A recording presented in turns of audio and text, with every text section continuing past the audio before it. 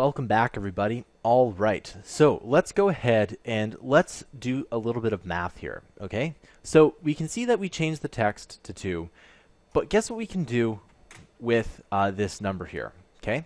We can add in +1, okay? And so what this will do is this will make it equal to 3. Now let's just do a little bit of math. Let's say 2, and then it'll equal to 4. So you can do a little bit of math here, and I'm just going to squeeze this in here. And well, don't worry about this because remember, it doesn't change here. I just want to focus in on the JavaScript for a moment here. Okay, let's add in another variable here. And we can, again, remember, we can add in as many variables as we want. We're going to call this number, or we'll call it second number. Okay, we're going to make it equal to 2. So they're both equal to 2. And we can do variable number plus second number. Okay. Now you'll also notice, and I'll just move this out even a little bit more. If I double click on this, you can see that it highlights it and everything works out like that. All right. So if we change the text, it equals to 4. Pretty simple, right? Now watch what happens if we type in variable name plus second number. Now in pretty much every other programming language, this is going to cause some kind of error. And the reason why it causes an error is that in other programming languages, what ends up happening is that you can't add a number to a letter. It doesn't make sense. It's like, you know, if you ask yourself how many apples do we have, and you have, you know, 1 apple plus an orange, it's like 1, but it doesn't really make any sense to the computer. But watch what happens when you do this, okay? It says John plus 2. It just basically mashes everything together. And there's not really a better term for that. It just puts them together, really. That's all it does, okay? Now, you'll also notice that there is no space after John. And the reason is that there is no space here.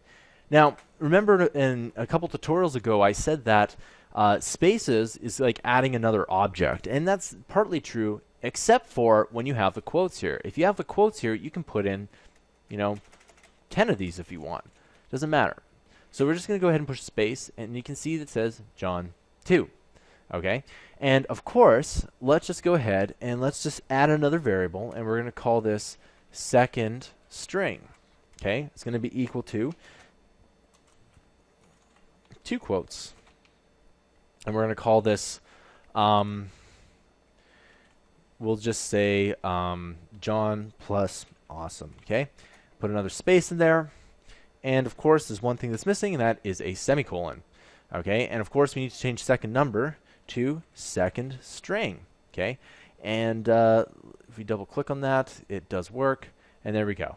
That's all it is. Now, you can do this infinitely if you really want to, right? You can go ahead and push plus variable number, etc. You can do this as much as you want. Programming languages are meant to be like this. They're meant to be anything. Now, of course, if you go ahead and if we were to just do one more bit of math here, I'm just going to go ahead and delete this here. You can do any kind of math you want to. So we have variable number minus 3. And then we can go ahead, it equals to -1, okay? That makes perfect sense. You can do whatever you want. You can go times, and there we go, okay? So that's essentially how you use variables, and that's one thing that's really good about JavaScript is that's not going to throw you an error. It's going to work out in some way.